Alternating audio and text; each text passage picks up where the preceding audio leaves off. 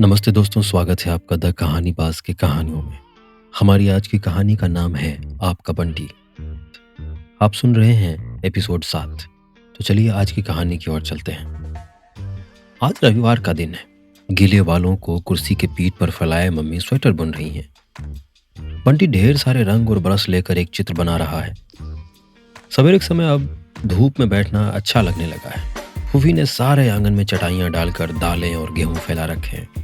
फूफी को इसका ही बड़ा शौक है। जब देखो कोई ना कोई चीज धूप में फैलाए रखेगी। कभी गेहूं दालें तो कभी गद्दे रजाइयाँ। फूफी का बस चले तो बंटी को भी ले जाकर खड़ा कर दे। अरे जरा घंटे भर धूप में उलट पलट दे, नहीं तो फूफुंद आ जाएगी।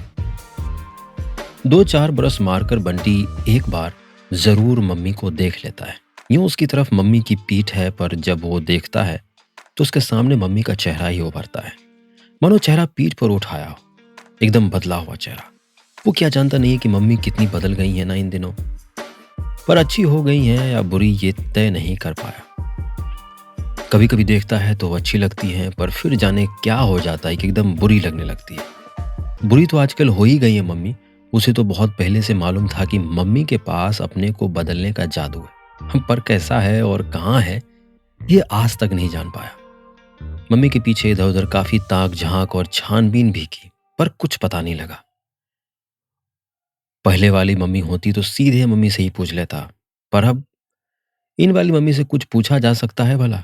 अभी भी इस मम्मी सवेरे सामने बैठकर दूध पिलाती हैं, शाम को पढ़ाती हैं, बातें करती हैं।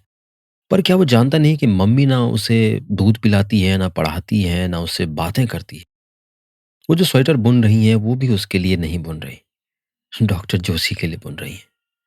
जब तक डॉक्टर जोशी इस घर में नहीं आए थे, मम्मी का हर काम, इस घर का हर काम बंटी के लिए होता था। अब सब कुछ डॉक्टर जोशी के लिए होने लगा है। वो सब समझता है, हो उसका क्या जाता है। वो तो आज अपनी ड्राइंग पूरी करेगा, खूब अच्छी बनाएगा। जब पूरी हो जाएगी तो पापा को भेजेगा। पापा को चिट्ठी भी लिखेगा। लिखेगा कि गत्ता चिपका कर या शीशे में मढ़वा कर अपने कमरे में लगा लीजिए। फूफी अब तुम बंटी को नहला दो और फिर खाना शुरू करो। 12 बजे तक खाना बन जाना चाहिए। फूफी कुछ जवाब ही नहीं देती। फूफी भी आजकल नाराज है मम्मी से। इसीलिए उसे और ज्यादा अच्छी लगने लगी है फूफी। अच्छा है, धीरे धीरे सब नाराज हो जाएंगे। पर मम्मी को आजकल परवाह भी रह गई है किसकी। किसी दिन डॉक्टर जोशी भी नाराज हो जाएंगे ना, तब पता लगेगा। बंटी जाओ बेटे, फूफी से नहा लो। नहीं, मैं अपने आप नहाऊंगा, कागज पर रबर घिसते हुए बंटी ने कहा। बेटा, इतवार के दिन फूफी से नहा लो। अपने आप ठीक से साफ नहीं हुआ जाता तुमसे। क्यों नहीं हुआ जाता? खूब हुआ जाता है। मैं अपने आप ही नहाऊंगा। मम्मी चाहती है कि बंटी नहा धोकर तैयार हो जाए अभी से। आज डॉक्टर साहब जो आने वाले हैं बच्चों को लेकर, वो नहीं जाता वहां, तो मम्मी ने उन लोगों को यहाँ बुला लिया। बुलाए, उसका क्या जाता है। जोत से वो भी बात कर लेगा। जोत उसे अच्छी लगती है, पर वो बंदर कैसी शान लगती है। मेरे खिलौने हैं, मेरी गाड़ी है। बंटी, मम्मी की आवाज की सख्ती से बंटी को भीतर ही भीतर जैसे संतोष हुआ। उसने कोई जवाब नहीं दिया, बस चुपचाप रबड़ घिसता रहा। बंटी, मैं बुला रही हूं ना बेटे। क्या है? मैं ड्राइंग जो बना रहा हूं। बंटी टस से मस नहीं हुआ। होगा भी नहीं। अब मम्मी गुस्सा होंगी। वो चाहता है कि मम्मी गुस्सा हो, खूब गुस्सा हो। पर उसके बाद मम्मी कुछ नहीं बोली। मजे से बैठी बुन रही हैं, जैसे कुछ हुआ ही नहीं हो। जैसे बंटी बिना कुछ कहे नहाने चला गया हो। गुस्सा होने वाले कामों पर भी मम्मी जब गुस्सा नहीं होती, तो फिर बंटी को गुस्सा आने लगता है। मन होता है कुछ करे, मम्मी को झकझोर कर रख दें। ड्राइंग पीछे कर लेना, पहले नहा लो। 9 बज रहे हैं, उसे पता ही नहीं चला और मम्मी बगल में आकर खड़ी हो गई। अब जरूर हाथ पकड़कर उठाएंगी। इतने में बाहर के दरवाजे पर खटखट हुई, तो मम्मी बाहर चली गई। छुट्टी हुई। बाहर कौन आया? मम्मी की बात करने की आवाज आ रही है। बंटी भी कागज पेंसिल छोड़कर बाहर आ गया। पता नहीं कौन है, वो नहीं जानता। पर इस घर में कोई भी आए, कुछ भी हो, बंटी की जानने की इच्छा जरूर रहती है। बंटी वापस लौटा नहीं। वहीं अपने मेज पर जाकर कुछ उलट पुलट करने लगा। बीच के मेज पर दो तीन मोटी मोटी किताबें रखी हैं और एक किताब मम्मी पलट रही हैं। दूर से बंटी को रंग बिरंगी तस्वीरें दिखाई दी, तो वो चुपचाप मम्मी के पीछे जा खड़ा हुआ। सुंदर सुंदर घर, घर नहीं कमरे, पलंग, सोफ़ा सेट, ड्रेसिंग टेबल, रंग-बिरंगे पर्दे, कुशन्स, टेबल लैंप, ऐसा कमरा हो तो इस तरह की चीज़ें आप बना भी सकेंगे। देखिए, आज तक तो किसी को शिकायत नहीं हुई है। मैं खुद क्या काम देखकर आप ही कुछ कहिएगा। तो मम्मी ऐसे चीज़ें बनवा रही हैं। एक क्षण को बंटी का मन पुलक उठा। पीछे से मम्मी की कुर्सी के हत्थे पर आ बैठा। बोल, तुझे कैसा सोफ़ा पसंद है? कैसे पलंग पसंद है? मम्मी ने मुस्कुराते हुए उससे पूछा तो बंटी जैसे उत्साह से भर उठा। ठहरो मम्मी, मैं सब देख कर आता हूँ। और वो पन्ने पलट-पलट कर हर चीज़ को बड़े ध्यान से देखने लगा। ऐसी सब चीज़ें हों तो घर अच्छा लगेगा ना। मम्मी की इस बात से एक उल्लास भरी मुस्कान उसके चेहरे पर फैल गई। आजकल मम्मी खुद भी तो अच्छे-अच्छे कपड़े पहनती है। अब घर के लिए भी अच्छा-अच्छा सामान बनवाएँगी। कौन सी चीज़ पसंद करे जो पन्ना पलटता है, वही बड़ा सुंदर लगने लगता है। डॉक्टर साहब ने भी कुछ पसंद किया है? जी नहीं, कहा है आप ही पसंद करेंगे। और बंटी का सारा उत्साह जैसे ठंडा पड़ गया। यहाँ भी डॉक्टर साहब नहीं करता वो पसंद। डॉक्टर साहब के लिए वो कुछ भी नहीं करेगा। अब मम्मी ही बैठकर करे वरना सारी किताबों में से सबसे अच्छा छाँटता। मम्मी दूसरी किताब देख रही हैं। बंटी ने गुस्से में आकर किताब बंद कर दी और भीतर आ गया। मन में कहीं उम्मीद है कि आवाज़ देकर मम्मी बुलाएँगी, फिर से पसंद करने को कहेंगी या कि जो पसंद किया है उसके बारे में राय लेंगी। आज तक बिना उसकी राय के कोई चीज़ खरीदी भी है मम्मी ने? पर मम्मी ने नहीं बुलाया तो बंटी जैसे भीतर ही भीतर सुलगने लगा। बुलाते भी तो वो कौन जाता? वो कौन है? वो कौन नौकर है डॉक्टर साहब का, जो उनके घर के लिए सामान पसंद करेगा? करे मम्मी अपने आप बैठकर।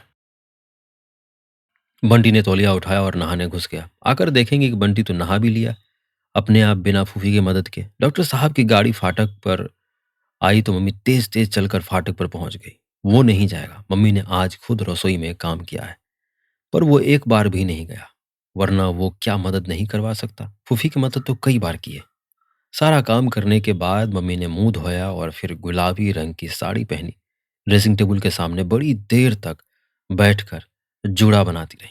डॉक्टर साहब आते हैं तो मम्मी खूब सज-धज कर निकलती हैं, पर मम्मी को पता ही नहीं कि मम्मी ढीली-ढीली चोटी में ही बहुत सुंदर लगती है। जूड़े में तो एकदम अच्छी नहीं लगती, बिल्कुल प्रिंसिपल वाला चेहरा हो जाता है। पर वो क्यों बताए? जूड़े में अगर बंटी गुलाब का फूल लगा दे तो फिर भी अच्छी लगने लगेंगे। फिर भी अच्छी लगने लगे, गुलाबी साड़ी के साथ गहरे रंग वाला गुलाब का फूल तो बहुत ही सुंदर लगेगा, पर वो नहीं लगाएगा। मम्मी अपने आप लगाना चाहेंगी तो तोड़ने भी नहीं देगा। बगीचा उसका है, सारे पौधे, सारे फूल उसके हैं। हेलो बंटी, देखो तुम हमारे यहाँ नहीं आते तो हम यहाँ आ गए। बंटी ने मशीनवत हाथ जोड़ दिया, पर चेहरे पर कोई भाव ही नहीं, ना खुशी का ना दुख का। जोत की तरफ देखा तो वो उसी की ओर देखकर मुस्कुरा रही थी। हल्का नीला फ्रॉक और नीले रिबन का बड़ा सा फूल। जोत उसे हमेशा ही अच्छी लगती है। अनायास ही उसके चेहरे पर मुस्कुराहट आ गई। जोत बाहर जो बगीचा देखा ना, वो सब बंटी का लगाया हुआ है। बड़ा होशियार है बंटी। तुम लोगों ने तो अपने आंगन घर के लॉन का बिल्कुल कबाड़ा कर रखा है। बंटी ने एक बार उड़ती सी नजरों से डॉक्टर साहब की ओर देखा। क्या सचमुच ही वो उसकी तारीफ कर रहे हैं? मन में कहीं हल्की सी खुशी भी जागी, पर मम्मी को देखो, ऐसे खुश हो रही हैं जैसे उन्हीं की तारीफ हुई हो। मैंने गिलास में ब्लॉटिंग पेपर डालकर गेहूं बोए थे। सबके बीच बंटी को इतना महत्वपूर्ण होते देख जैसे अमी ये कहने का विवश हो गया। सब हंस पड़े। मम्मी ने खींच कर अमी को अपने पास ले लिया। बहुत प्यार से बोली, मैं सिखाऊंगी तुझे फूल बोना। सीखेगा? बड़ा सिखाएंगी। खुद को भी आता है, जैसे हर कोई कर सकता है ना ये काम। यह अमी कैसे लाल कपड़े पहनकर आ गया है, हनुमान कहीं का। और बंटी की आंखों में अमी की एक धुम और तैर गई तो उसे मन ही मन हंसी आने लगी। मम्मी अमी और डॉक्टर साहब को लिए लिए ही भीतर चली गई। जोत बंटी के पास आ गई और उसका हाथ पकड़कर बोली, चलो बंटी, हमको अपना बगीचा दिखाओ। तुम्हें सब फूलों के नाम आते हैं और नहीं तो क्या। सिर्फ नाम ही नहीं, सब कुछ जानना पड़ता है, बहुत सारी बातें। बंटी के स्वर में जैसे बड़प्पन छलक पड़ रहा है। क्यों बंटी, तितलियां आती हैं बगीचे में? आती हैं, पर पकड़ना मत, बहुत बड़ा पाप लगता है, काला वाला। जमीन पर बैठकर पेंजी की क्यारी की ओर इशारा करके जोत ने पूछा, इस फूल का क्या नाम है बंटी? पौधों को उंगली नहीं दिखाते कभी, उंगली दिखाने से मर जाते हैं। फिर उसने उंगली मोड़कर पौधों की ओर इशारा करने का ढंग बताया। भीतर ही भीतर संतोष भरा एक गर्व जागा। बगीचे की कितनी तो बातें होती हैं, हर कोई जान सकता है भला। फिर आम का पौधा बताया, अलग-अलग फूलों के नाम बताए, पर जोत जैसे बहुत ज़्यादा दिलचस्पी नहीं ले रही।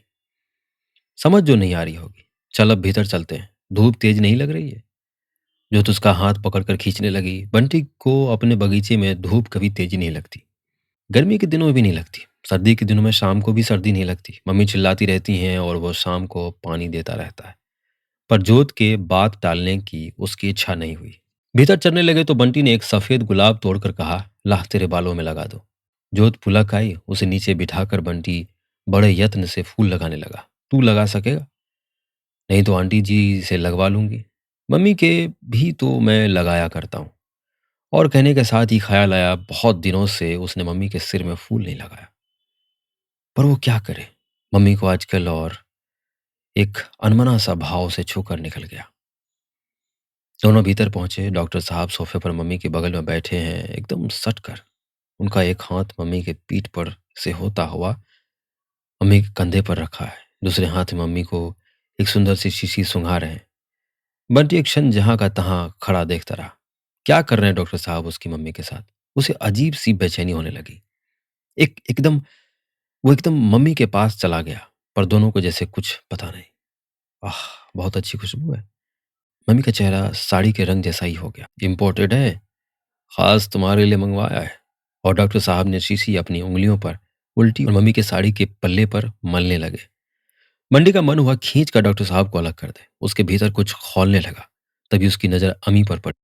बड़े मजे से उसके सारे खिलौने लेकर बैठा खेल रहा है। वो दौड़कर झपटा, किसने दिए मेरे खिलौने? और दोनों हाथों से तबड़तोड़ अपने खिलौने समेटने लगा।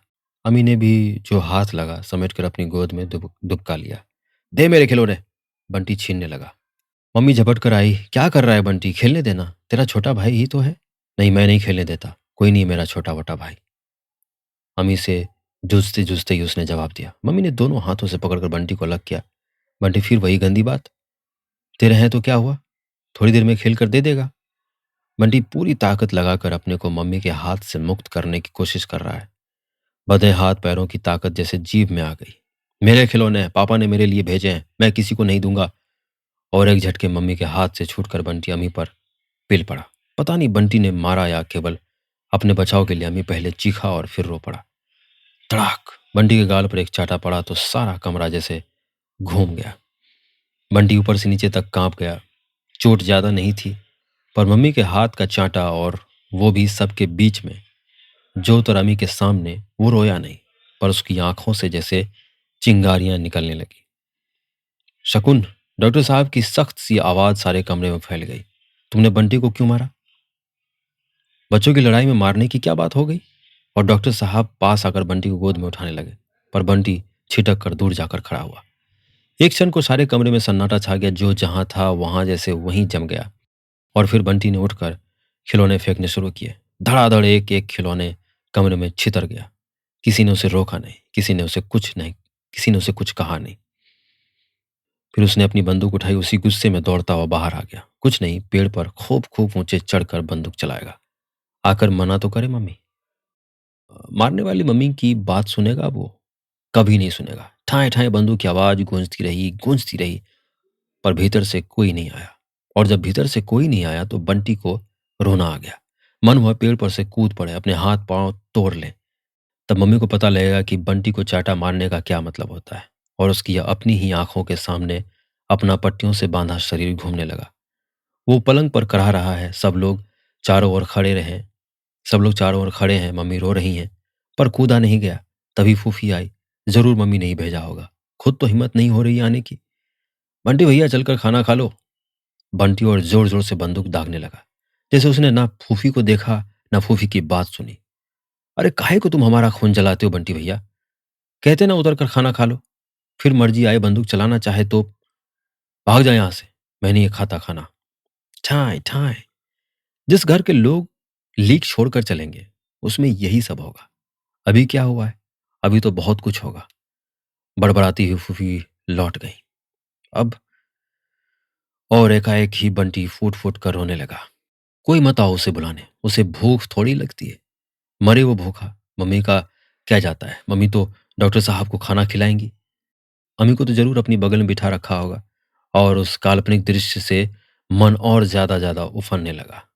पेड़ पर बैठा-बैठा बंटी रोता रहा और जब मन का सारा गुस्सा, सारा आवेग आंसुओं के रूप में बह गया तो धीरे-धीरे मन में एक अजीब-सा डर समाने लगा। मम्मी के गुस्से का डर।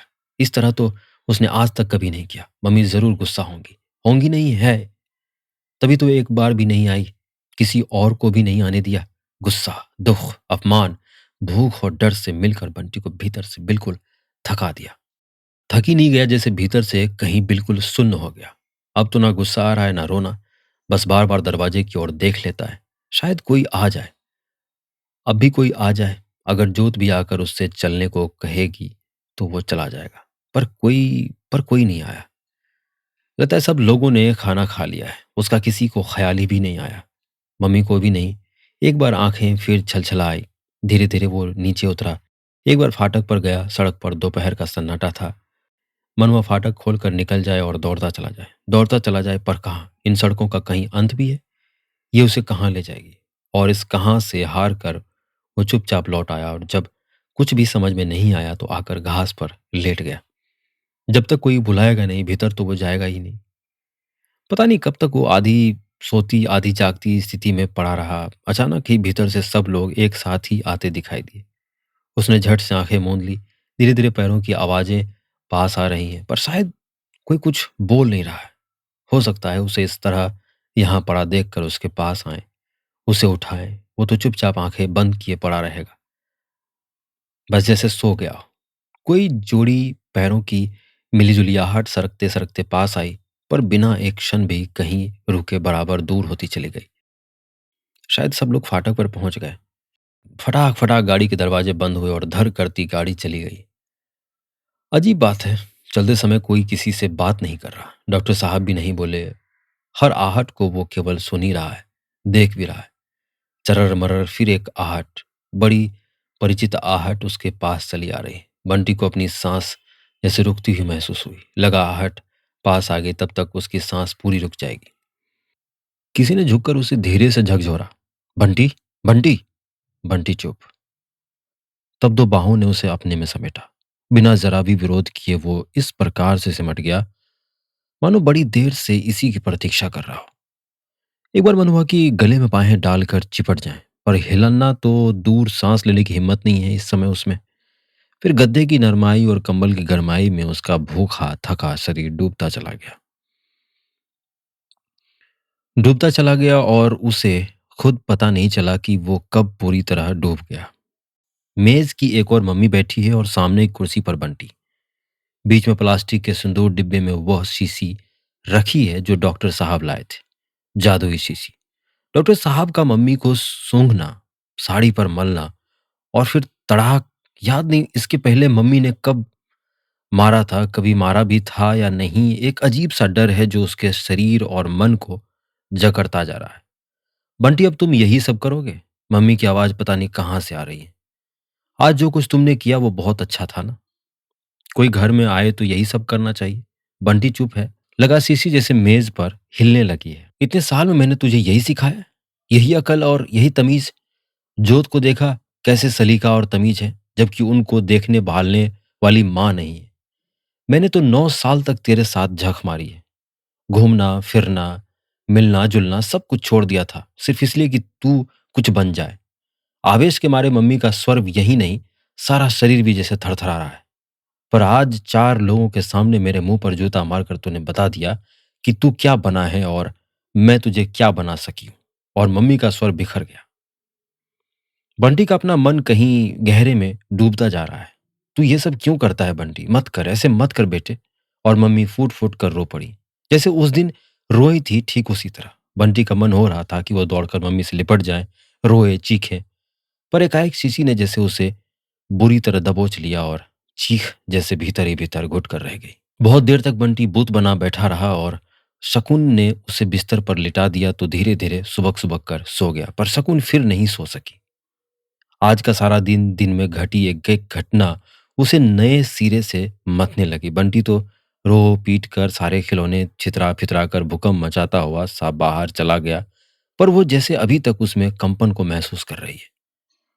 अमीजोत के सहमे हुए चेहरे और क्षण भर को डॉक्टर के माथे पर खिंच आए बल लगा जैसे शकुन से ही कोई अपराध हो गया हो।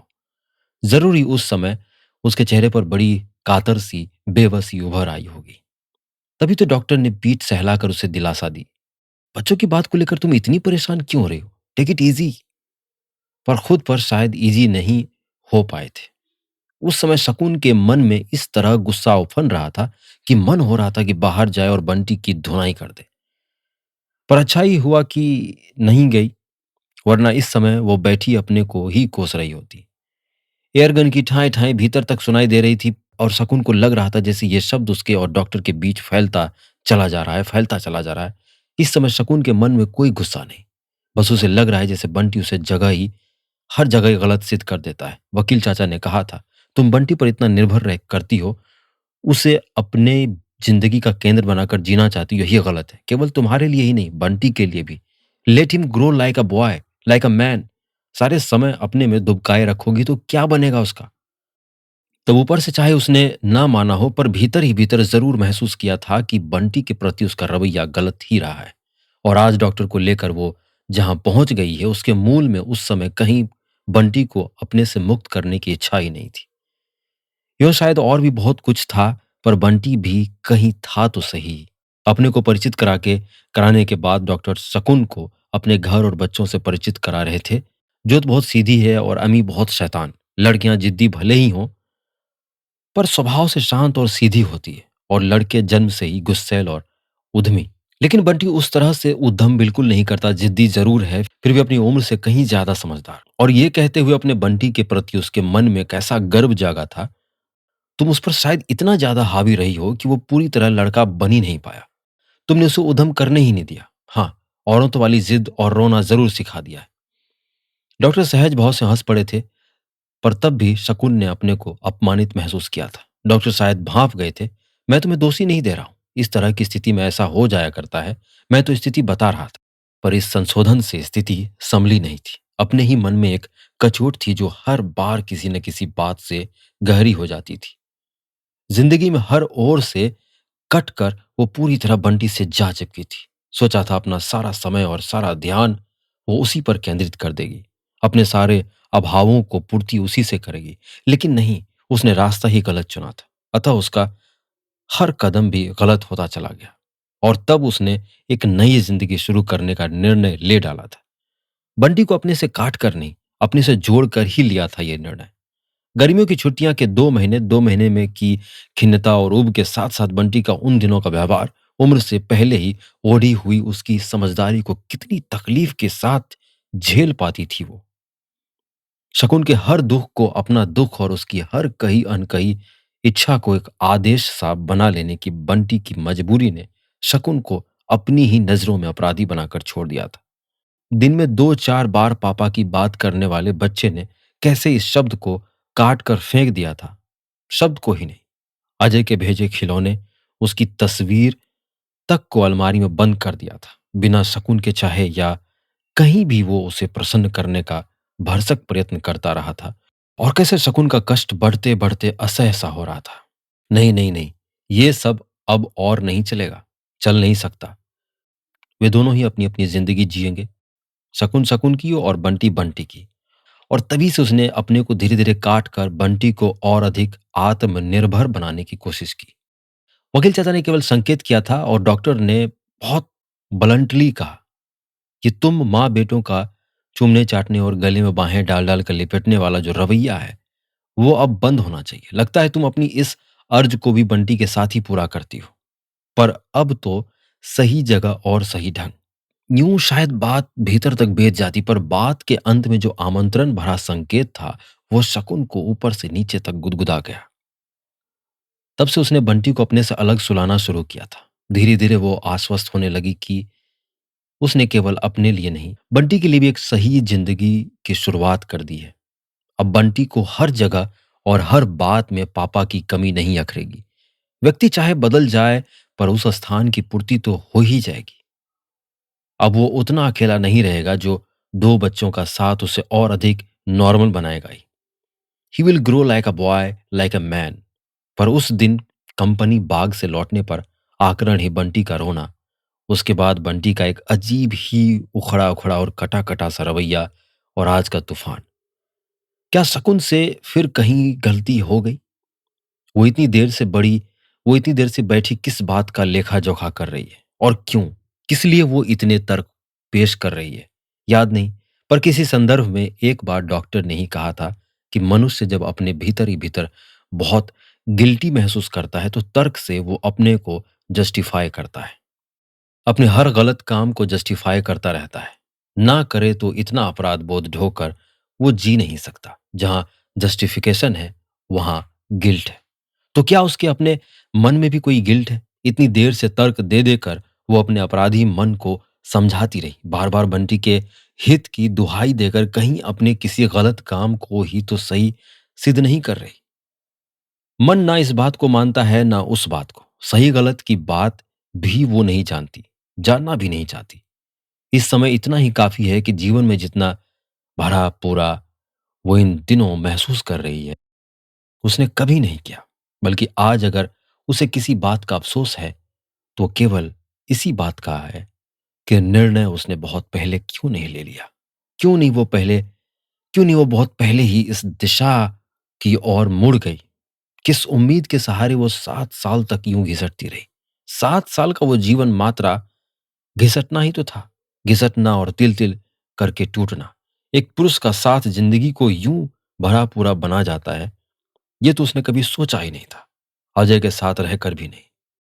आज लगता है साथ रहना भी कितनी तरह का हो सकता है। सारी जिंदगी साथ रहकर भी आदमी कितना अकेला रह सकता है, और किसी का हल्का सा स्पर्श भी कैसे जिंदगी को किसी के साथ होने के एहसास और आश्वासन से भर सकता है। बाहर से तो कम से कम अभी तक कुछ भी नहीं बदला है। वही कॉलेज, वही घर, बंटी और फूफी भी वही है, पर भीतर से मन का कोना-कोना जैसे भर सा गया लगता है। उस दिन डॉक्टर की दिलवाई हुई साड़ी पहनकर जब वो गाड़ी में बैठी थी, तो डॉक्टर उसे कुछ देर देखते ही रह गए। वो देखना केवल देखना भर नहीं था, कुछ था जिसमें रोम-रोम जैसे भीगता, डूबता चला जा रहा था। केवल उसी समय नहीं, बहुत देर बाद तक भी। शकुन को खुद कभी-कभी आश्चर्य होता कि उम्र के 36 वर्ष पार करने पर भी उसके मन में इन सब बातों के लिए किशोर उम्रा वाला उल्लास भी है और यौवन वाली उमंग भी। डॉक्टर का साथ होते ही कैसे एकांत की इच्छा होती है और एकांत होती ही। लगता है उम्र बीत जाने से कौशर्य और यौवन नहीं बीत जाता। यह भावनाएं तो केवल तृप्त होकर ही मरती है, वरना और अधिक बलवती होकर आदमी को मारती रहती हैं। उसकी अपेक्षा डॉक्टर के व्यवहार में एक स्थिरता है, ठहराव, और अक्सर उसे लगता है जैसे डॉक्टर ने अपनी जिंदगी से बहुत कुछ पाया है। डॉक्टर से हुई एक बात आज भी जब तक उसे याद आ जाती है, और केवल याद ही नहीं आती, मन को कहीं हल्के से कचोट भी देती है। बहुत दिनों से मन में घुमड़ती हुई बात आखिर उसने पूछ ही ली थी। पूछी चाहे बहुत घुमा फिरा कर थी। अच्छा, क्या प्रेम सचमुच ही मात्रा एक शारीरिक आवश्यकता और एक सुविधाजनक एडजस्टमेंट का ही दूसरा नाम है? बताओ, तुम्हें क्या कभी अपनी पत्नी की याद नहीं आती, और आती है तो क्यों? उसे तुम क्या कहोगे? तब सचमुच उसने कहीं चाहा था कि डॉक्टर कह दे कि उसे पत्नी की याद बिल्कुल नहीं आती। पत्नी के साथ ही वो सब कुछ भूल भी गया। बात चाहे झूठी हो, पर डॉक्टर एक झूठ ही बोल दे। हालांकि ये सुनने की अपनी इस इच्छा पर भीतर ही भीतर कहीं गलानी भी हुई थी, फिर भी। अच्छा, तो यही होता शकुन, तुम उसका जिक्र कभी करती ही नहीं। डॉक्टर के स्वर की अप्रत्याशित गंभीरता से शकुन के मन में अपनी बात के लिए कहीं पछतावा सा हुआ।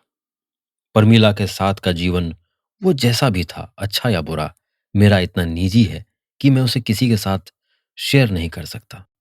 तुम गलत मत समझना और बुरा भी मत मानना। वो एक अध्याय था जो उसी के साथ समाप्त हो गया, और अब मैं उसे किसी के साथ खोलना नहीं चाहता। चाहूं तो भी खोल नहीं सकता, शायद अब तो अपने सामने भी नहीं। फिर थोड़ा मुस्कुराकर बोले थे, और अब जरूरत भी क्या है? बेहद आहत होकर और भी भीतर तक तिलमिलाकर भी वो ऐसा अभिनय करने का असफल सा प्रयास करती रही। किसी डॉक्टर की बात का बिल्कुल भी बुरा नहीं लगा।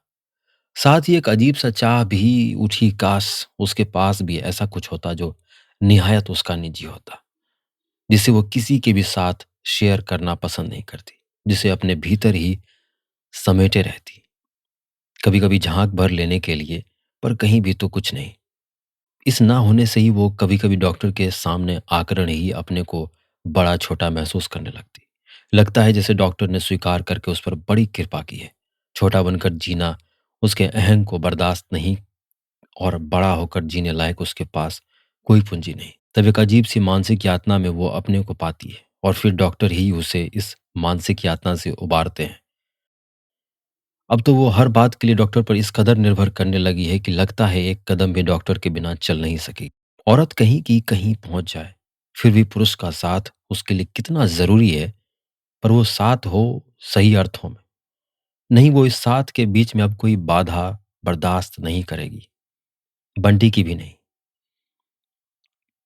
कल वो डॉक्टर से ही बात करेगी। डॉक्टर की बातों में, उसके सारे व्यक्तित्व में कुछ ऐसा है जो सुकून को आश्वस्त करता है। डॉक्टर की सुलझी दृष्टि उसे बहुत सी उलझनों से उबार लेती है।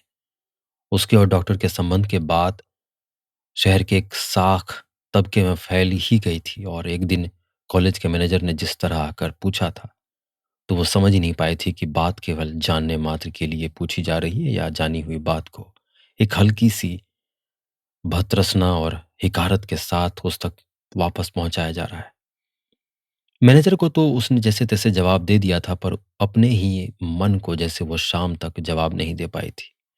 शाम को जब सारी बात डॉक्टर को बताई तो जाने किस आवेश में कह गई, ये लोग ज्यादा चूं चपड़ करेंगे तो मैं नौकरी ही छोड़ दूंगी, संभाले अपनी नौकरी। तब उसकी बात पर डॉक्टर केवल हंसा था, कुछ ऐसे हल्के फुल्के ढंग से, मानो कुछ हुआ ही ना हो। तुम नौकरी करो या छोड़ो, ये बिल्कुल तुम्हारी अपनी इच्छा पर है, पर छोड़ो तो कारण ये नहीं होना चाहिए। डॉक्टर एक क्षण को रुका था और शकुन के मन में एक हल्का सा संदेह कौंधा था। क्या डॉक्टर नहीं चाहते कि वो नौकरी छोड़े? उसका पैसा चाहे ना हो, पर क्या उसका पद डॉक्टर के लिए? आज मैनेजर को आपत्ति हुई तो तुमने नौकरी छोड़ दी, कल शहर को आपत्ति होगी तो तुम शहर छोड़ने को कहोगी, और जरूर होगी। छोटी जगह है, ऐसी बातें लोग आसानी से पचा नहीं सकते, पर इस तरह कमजोर होने से कहीं काम चल सकता है। और सच पूछो तो आपत्ति बहुत नहीं होती है, कहीं मन के भीतर ही होती है। तभी तो ये हमें छोटी छोटी बातें परेशान कर देती हैं, वरना इन आपत्तियों पर एक मिनट भी जाया करना मैं उचित नहीं समझ। इन लोगों को क्या हक है तुम्हारे व्यक्तिगत जीवन में हस्तक्षेप करने का?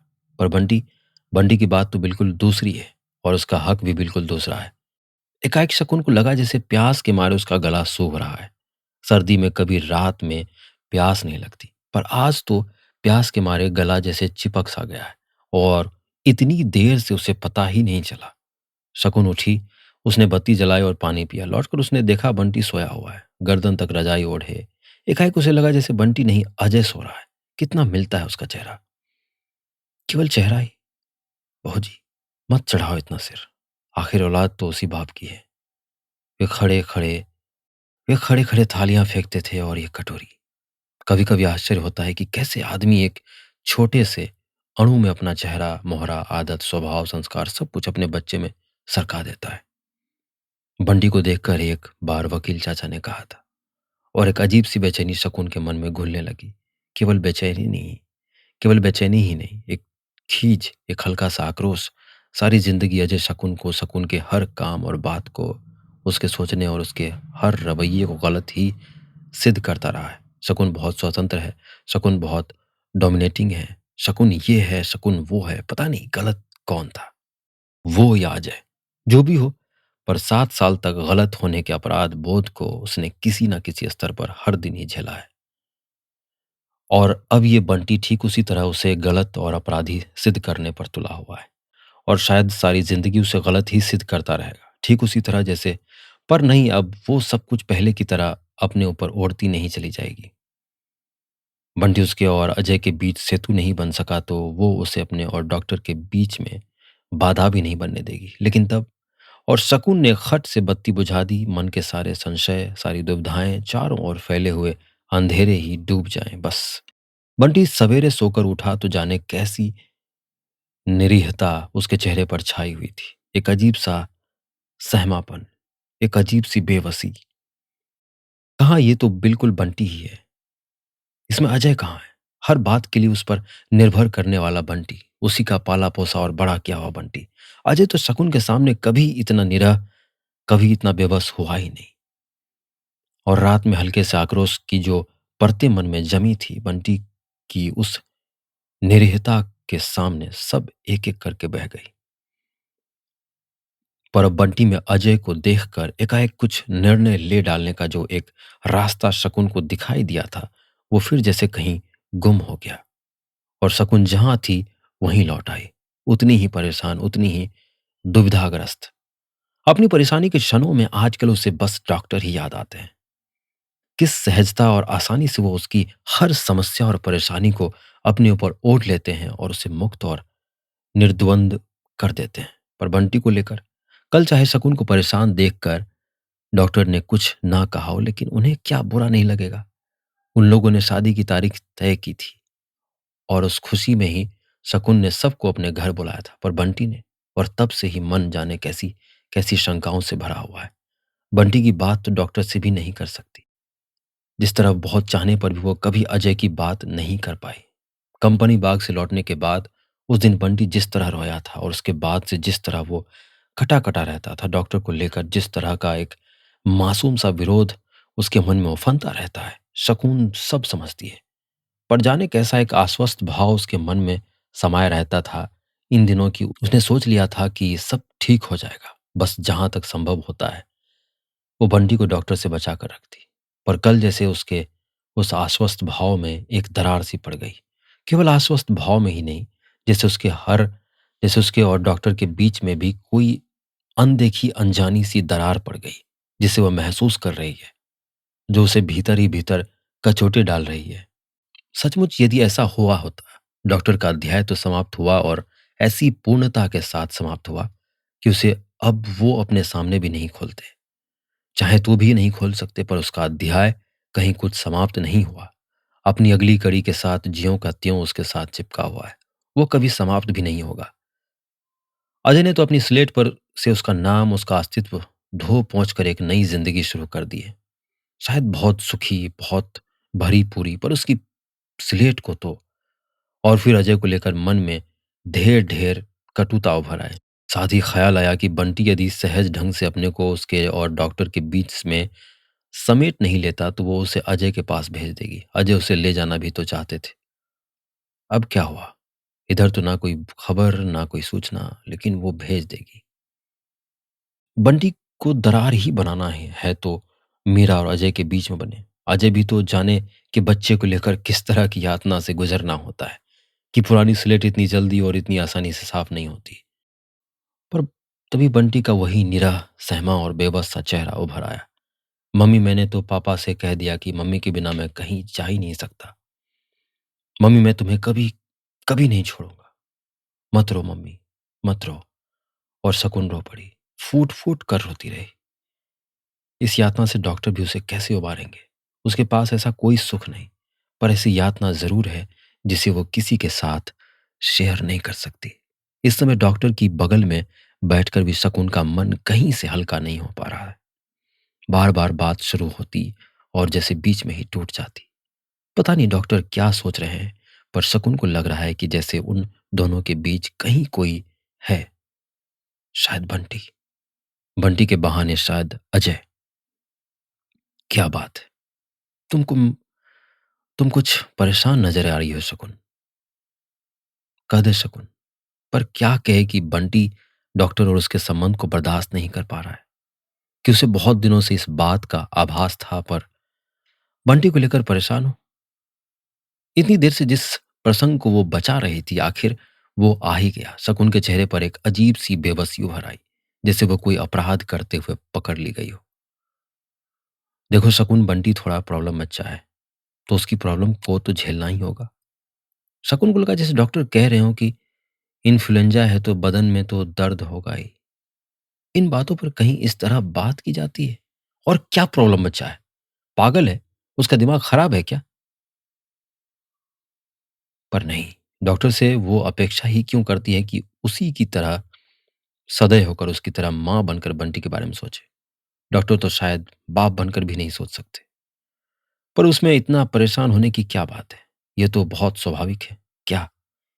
एकाएक शकुन चौंकी। डॉक्टर कहीं अजय की ओर तो संकेत नहीं कर रहे। पर उसने तो आज तक डॉक्टर से कभी अजय की कोई बात नहीं की। वो कर ही नहीं पाई। ये बंटी का रवैया, तुम्हारे साथ अकेले रहते-रहते वो बहुत पॉजेसिव हो गया है। वो किसी और को तुम्हारे साथ देख नहीं सकता, तुम किसी और को। और शकुन के मन में कहीं बहुत पहले कहा हुआ वकील चाचा का एक वाक्य तैर गया। तुम जानती हो अजय बहुत इगोइस्ट भी है और बहुत पॉजेसिव भी। अपने आप को पूरी तरह समाप्त करके ही तुम उसे पा सको तो पा सको। अपने को बचाए रखकर तो उसे खोना ही पड़ेगा। वो अपने को समाप्त नहीं कर सकी थी, इसीलिए उसे अजय को खोना पड़ा। समाप्त तो वो अभी भी अपने को नहीं कर सकेगी। अब अपने को समाप्त करने का मतलब है अपने और डॉक्टर के बीच का सब कुछ समाप्त कर देना। पर ये तो शकुन का मन कहीं बहुत गहरे में डूबने लगा। तुम्हें बहुत ही धीरज से काम लेना चाहिए। जानती हो, इस तरह बच्चों के साथ सख्ती करने से वो एकदम चुप्पे हो जाएंगे। बहुत ही सब मिसव और सहमे हुए और नरमाई से पेश आने से वे उदंड हो जाएंगे। डॉक्टर जैसे किसी रोगी को उपचार बता रहे हो। केवल उपचार ही था या कुछ और भी? बंटी में संतुलन लाने के लिए पहले तुम्हें अपने में संतुलन लाना होगा। पर तुम खुद बहुत समझदार हो शकुन। शकुन ने कुछ ऐसी नजरों से डॉक्टर की ओर देखा, मानो इन शब्दों के भीतर की बात को जान ले, असली बात को जान ले। पर डॉक्टर के चेहरे पर कहीं भी तो कुछ नहीं था। कोई शिकन नहीं, कोई छाया नहीं। या कि शकिन या कि शकुन को अपनी दृष्टि ही धुंधला गई है। कुछ भी देखने के सामर्थ्य उसमें नहीं रही। वो क्या करे? छलनी हुआ मन सहज भाव से कुछ भी तो ग्रहण नहीं कर पाता। उसकी आंखें छलछलाईं। डॉक्टर ने बहुत स्नेह से शकुन की पीठ सहलाई तो एक बार मन हुआ वो अपने को डॉक्टर की बाहों में छोड़ दे। तो क्या सचमुच ही डॉक्टर के मन में बंटी को लेकर कोई नाराजगी नहीं, कोई दुर्भावना नहीं? डॉक्टर के उस स्पर्श ने अनायास ही उसके भीतर की गांठ को धीरे धीरे खोल दिया। लेकिन शकुन है कि चाहकर भी जैसे कुछ नहीं कह पा रही। लेकिन क्या तुम नहीं समझोगे डॉक्टर? बंटी बंटी ने अजय को ज्यों का त्यों इनहेरिट किया। वो कभी मेरे साथ तुम्हें बर्दाश्त नहीं कर सकेगा। मैं जानती हूँ। शकुन को लगा अब वो सारी दुविधा खोल कर रख देगी। तो क्या हुआ? पर शकुन से कुछ भी नहीं कहा गया। जाने कैसी लक्ष्मण रेखा है ये अपने अहंग या स्वाभिमान की या अपने कंगलेपन और अपमान की कि इसके पार वो किसी को नहीं आने देना चाहती। क्या बताए कि आगे क्या हो सकता है या पहले क्या हुआ था? देखो शकुन, तुम अपने पति की रोशनी में बंटी को देखोगी तो शायद कुछ गलत कर बैठो। मैं जानता नहीं पर सोच सकता हूं कि उनके लिए शायद तुम्हारे मन में कटुता हो। अनजाने ही तुम उसी कटुता को, पर यह ठीक नहीं होगा। और फिर सारी बात को जैसे समाप्त करते हुए बोले, अच्छा तुम बंटी की बात मुझ पर छोड़ दो। इस बात को लेकर अब तुम्हें ज्यादा परेशान होने की जरूरत नहीं है। बंटी की बात कैसे छोड़ी जाए ये शकुन नहीं जानती।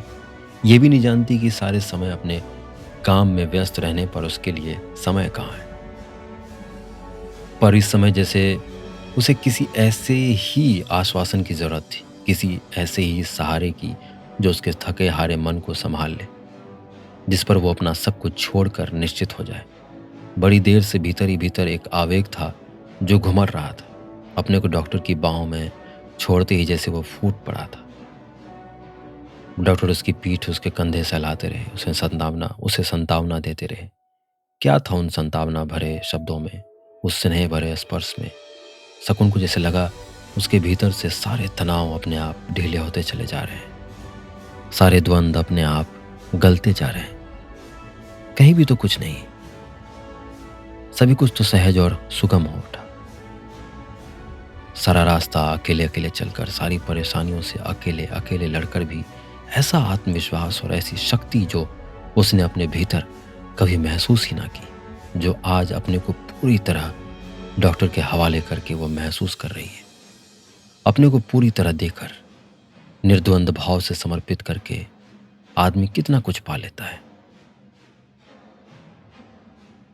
हमारी आज की कहानी में बस इतना ही। इसी तरह बने रहिए हमारे साथ और सुनते रहिए द कहानीबाज।